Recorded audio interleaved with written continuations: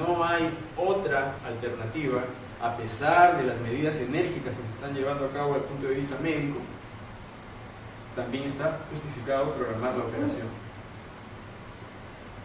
Una imagen típica, un abdomen brillante, un gran eritema. Y lo que había mencionado respecto a la oportunidad quirúrgica. ¿Qué sería lo deseable? Llegar a operar antes que el paciente se perfore. Eso sería lo deseable, ese sería el objetivo. Y si ya está perforado, operar pronto. Por ejemplo, aquí se llega a tiempo, hay neumatosis, que es un área preperforativa. Hay elementos, aparte del juicio clínico, aparte de las radiografías, aparte de la ecografía y el laboratorio, que nos puedan ayudar, procedimientos en sí. Sí, se describen dos. Uno es la paracentesis, que es una descripción de hace muchísimos años. Y entonces, si uno sospecha que hay líquido en cavidad, líquido libre, uno hace una punción en el cuadrante inferior izquierdo, que es la zona más segura, donde el colon es más móvil, y entonces uno puede obtener por lo menos medio centímetro cúbico de secreción intraabdominal. Y si uno saca pues, líquido intestinal, líquido fecaloideo, líquido purulento, entonces uno, pues, o líquido biliar, está indicado la cirugía. En algunos casos complementan la paracentesis con lavado peritoneal. El tratamiento quirúrgico. El tratamiento quirúrgico ha ido variando a lo largo del tiempo, como vamos a ir viendo brevemente. Y actualmente la discusión es si todos deben ir a la laparotomía o se debe dar preferencia a conductas menos agresivas como es simplemente el drenaje peritoneal. Veremos que en el estado de las cosas cada uno de ellos tiene su indicación. Hay un grupo de pacientes que parecieran otra entidad nosográfica, ¿no? La perforación intestinal única en el contexto clínico de un NEC. Entonces, sobre eso hay la discusión, hay una serie de teorías, pero lo cierto es que esos pacientes hacen un cuadro clínico, siendo más pequeños ellos, de menor edad, de menor peso, hacen una presentación más precoz, sin una enfermedad larga previa, y generalmente es más aparatoso.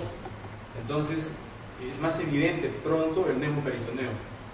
En ellos se va a encontrar una lesión en el borde intimesentérico, por lo general es una lesión única, pequeña, menor de medio centímetro. Y en los estudios que se hacen se ve de que estos pacientes también tienen de trasfondo un defecto de la musculatura de la pared intestinal. A esto es lo que se llama una enfermedad localizada. En el NEC típico hay grupo de pacientes que tienen una lesión también única localizada y otro grupo que tiene lesiones múltiples y a veces totales del intestino.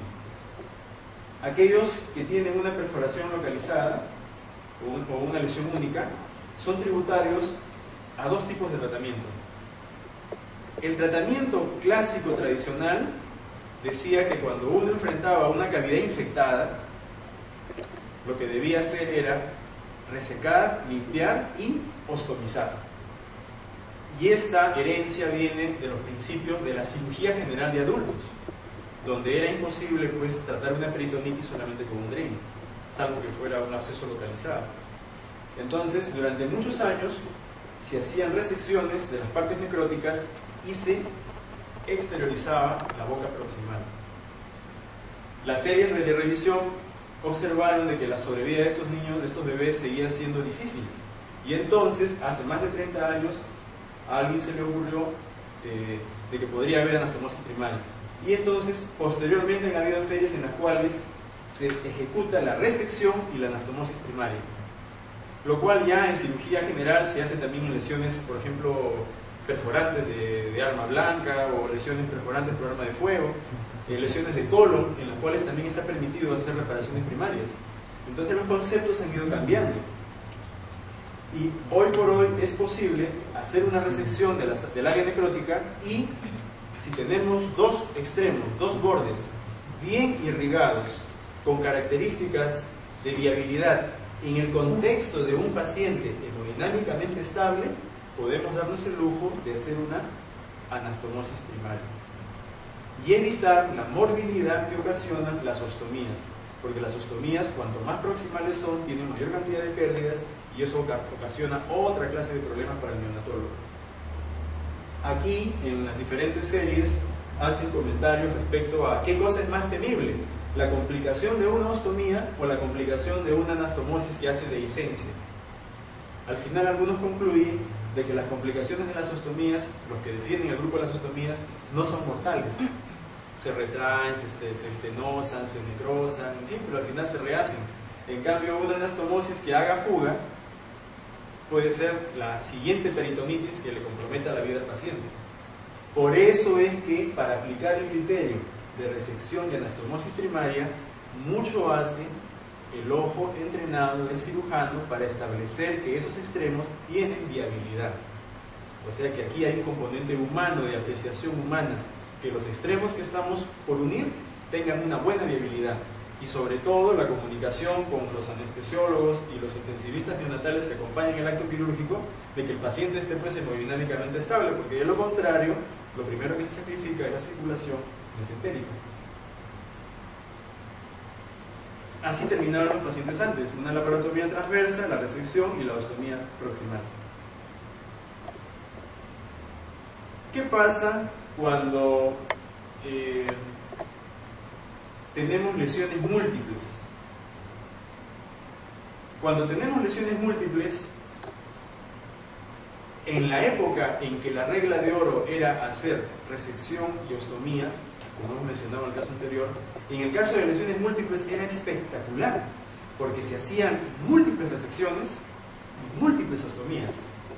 Porque también había un principio que decía de que no se podía dejar enterrada en el abdomen asa ciega. Un asa ciega es un asa cerrada en sus dos extremos. Entonces, había múltiples resecciones, entonces había múltiples extremos proximales y distales. Entonces se ostomizaba, ¿no?, el extremo distal y el otro quedaba cerrado. Sin embargo, los conceptos han ido cambiando. Y el doctor Moore, en el trabajo que está mencionado abajo, empieza a establecer una técnica en la cual cierra de alguna manera la lesión intestinal, lo que es parche, limpia la cavidad muy gentilmente, deja un dren y espera. Parchar, drenar, esperar. Y esa conducta aplicada a todas las lesiones. Lógicamente que esto va a obligar